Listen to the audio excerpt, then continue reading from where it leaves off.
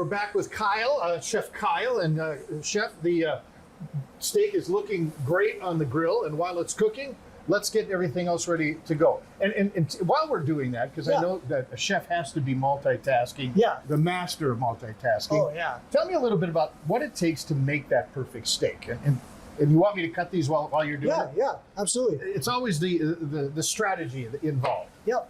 So the biggest thing in the kitchen is communication. You want to make sure that whenever you get your order, you want to communicate to everyone what needs to be done, at what time, and get everything working perfectly as possible.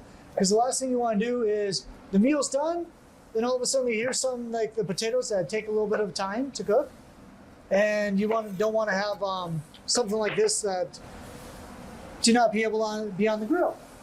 So what we're going to do, would you like to throw these potatoes in this nice hot pan right here? Okay.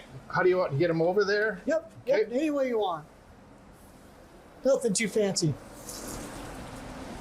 All right. All right. Then we're going to add a little bit of salt and pepper to it. Well, maybe a little more. Because that's a big thing. You always want to season everything.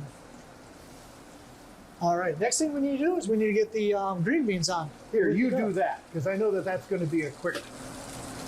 Oh, yeah.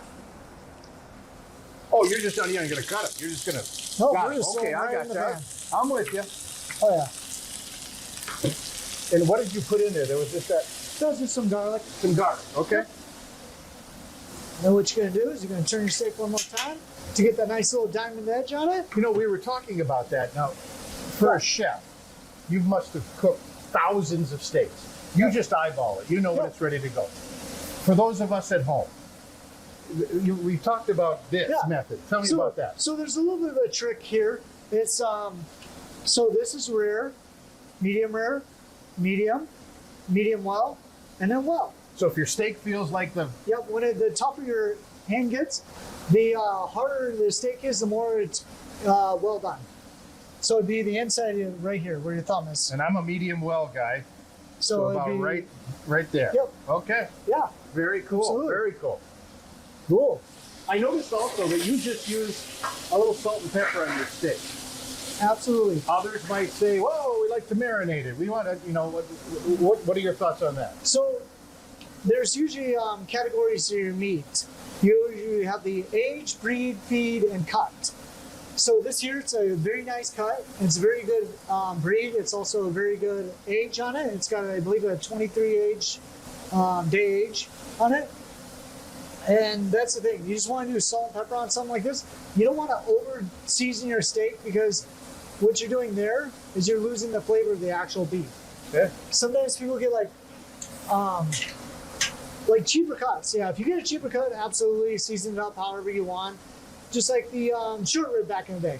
The short rib was a very cheap cut of meat. It was like almost like a peasant food.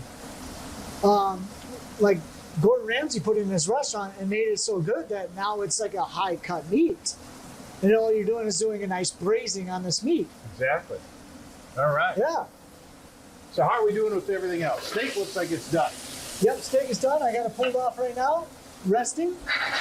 So I got half of the grill is off, and that's for the resting process. And You worked with Gordon Ramsay. yes, didn't work for him. I just cooked for him. Cooked for him. Yep. And your he loved it. impressions? Oh, he's a very nice guy. Yeah? So pretty much how he is with the children is how he is in real life. Yeah. Yeah, he's not a very angry person.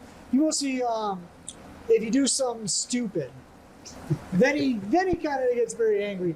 He works off a lot of common sense, so he likes people to actually have some sort of common sense about it. All right. Sometimes I like to flip these things so they all get off the skins and make a nice little golden brown look to it. No, the beans look good.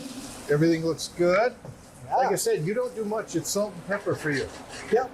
And then also the demi-glace is going to also enhance the flavor of it too. And this here is a veal demi-glace. It's veal stock reduced down. Yep. So it's like a gelatin.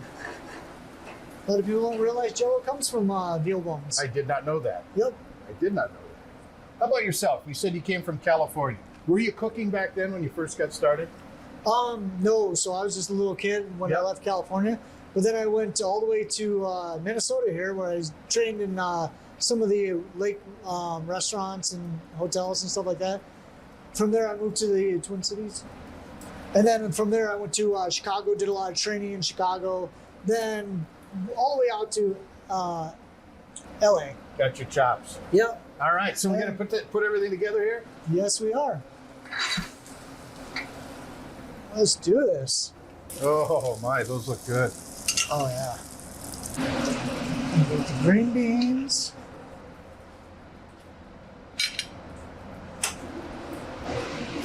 Woo! Steak.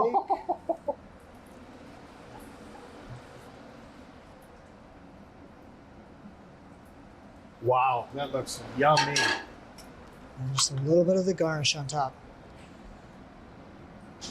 Very nice. I'm going to try a quick little bite of this steak, Yeah, if you don't absolutely. mind. Dig in. You said like medium well, so that's more of a medium rare. Okay, as long as it tastes good.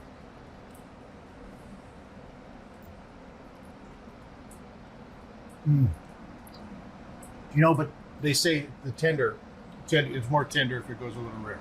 Yep. It is good. Yeah. Chef Kyle, thank you so much. Thank a you. wonderful presentation. Very well done. We'll have you on in a couple other shows. Would you come back? Absolutely. All right. Thank you so much for joining us. Have a great day.